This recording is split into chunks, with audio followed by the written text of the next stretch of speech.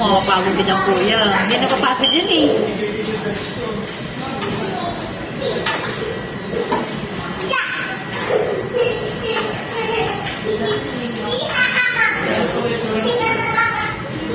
Wala tumawa. Parang problema.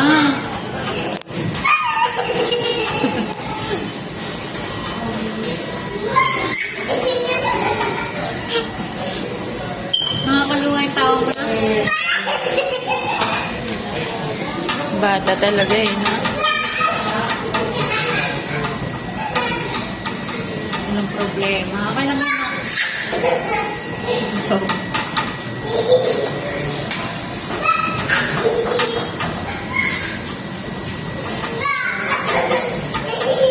enough na.